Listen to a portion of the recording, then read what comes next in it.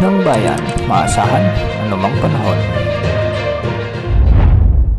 Magandang araw po sa ating lahat. Ngayon ay araw ng Martes, June 24, 2025 at narito na ang pinakahuling update sa magiging lagay ng ating panahon. Sa kasalukuyan ay patuloy nating minomonitor ang low pressure area na nasa kanluran ng ating bansa. Huli itong namatan ng Pag-asa sa layong 210 kilometers west-southwest ng Kubi, Subic Bay International Airport o 290 kilometers kanluran ng Ambolong, Tanawan City, Batangas. Ayon sa Pag-asa, nasa katamtaman na ang tsansa nitong lumakas bilang bagyo sa susunod na 24 oras. Ibig sabihin nito, mas makakaapekto na ito sa mas malawak na kalupaan sa ating bansa at magdadala na ng maulap hanggang sa maulang panahon sa mga malapit na lugar dito. At dahil nga sa pag-iral ng LPA na ito, asahan na ang maulap na kalangitan na may mga kalat-kalat na pagulan at thunderstorms sa Pangasinan, Zambales at Bataan. Ang mga lugar na ito ay pinapayuhang maging alerto sa banta ng mga biglaang pagbaha o pagguho ng lupa, lalo na kung may mga katamtaman hanggang sa kung minsan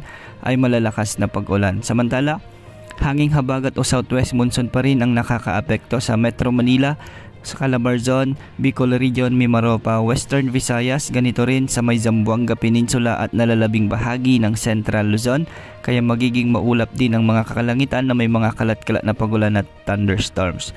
Posible rin ang banta ng mga biglang pagbaha o pagguho ng lupa, lalo na kung may mga katamtaman hanggang sa kung minsan ay malalakas ding pag-ulan. At dahil naman sa localized thunderstorms, magiging bagyang maulap hanggang sa maulap rin ang mga papawirin na may mga tsansa ng mga kalat-kalat na pagulan at thunderstorms sa nalalabing bahagi ng Luzon. Posible rin ang banta ng mga flash floods o landslides, lalo na kung may mga umiiral na severe thunderstorms. At dulot pa rin ng habagat ang nalalabing bahagi ng ating bansa ay magiging bagyang maulap hanggang sa maulap rin ang mga kalangitan na may mga isolated rain showers and thunderstorms. Kaya posible pa rin ang banta ng mga biglaang pagbaha o pagguho ng lupa, lalo na kung may mga severe thunderstorms. Para naman sa lagay ng mga pag-alon sa ating karagatan, walang nakataas na gale warning sa halong baybaying sakop ng ating bansa. Ngunit ang mga pag-alon sa Northern Luzon, Central Luzon at kanlurang bahagi ng Southern Luzon ay posibleng umabot hanggang 1.8 meters. Dulot ito ng hanging habagat